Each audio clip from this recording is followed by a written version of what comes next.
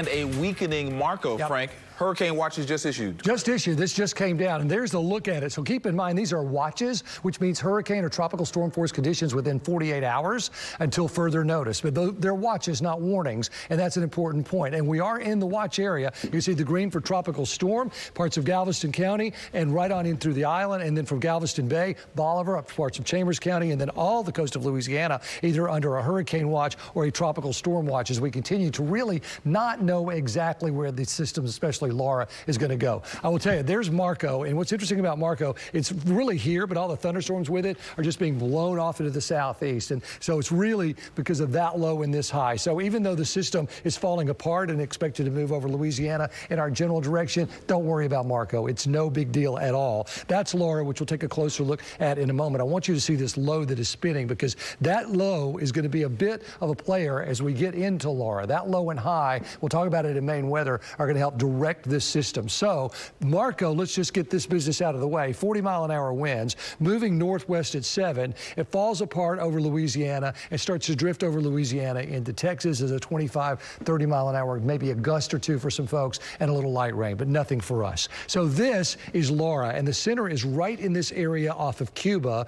They tried to get down there and fly it today, so they more or less flew around it as opposed to right into it because of its proximity to Cuba. But you can see there's the center of Laura. So it's still not in the Gulf of Mexico, and until it is, we really are going to have to just watch this track carefully back and forth. That's why these watches have been issued, because we're just going to have to watch and see where this ends up going. Right now, 60-mile-an-hour winds, moving fast, west-northwest at 20 miles an hour. So that puts it in the Gulf of Mexico tomorrow, and then by Wednesday at 1, we have a 100-mile-an-hour Category 2 hurricane that is off the coast of Louisiana. Now, where does it go from there? And I'll tell you, it's too soon to know, but this is the official track right now. It does not include Houston in the cone. 2/3 of the time, the hurricane stays in the cone. 1/3 of the time, it doesn't. So don't rule it out. But that's 1 o'clock in the morning on Thursday, and that means that is going right into the Lake Charles area and off toward Louisiana and then wrapping around into the mid-Atlantic. It's too close for comfort, I can tell you that. There's a look at the spaghetti models, and they do pretty much the same thing,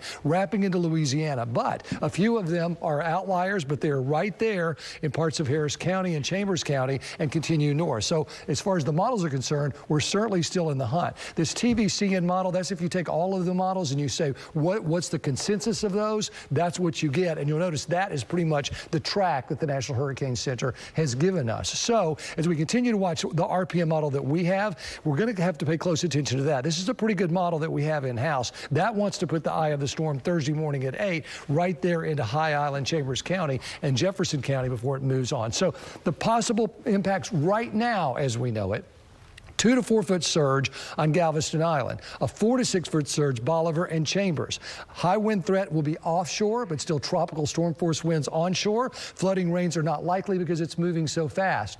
But any kind of a feeder band, as you know, can cause flooding. It's too early to determine if there's a tornado risk, but if it comes our way, I can promise you there more than likely will be. We'll talk more about the impacts straight ahead.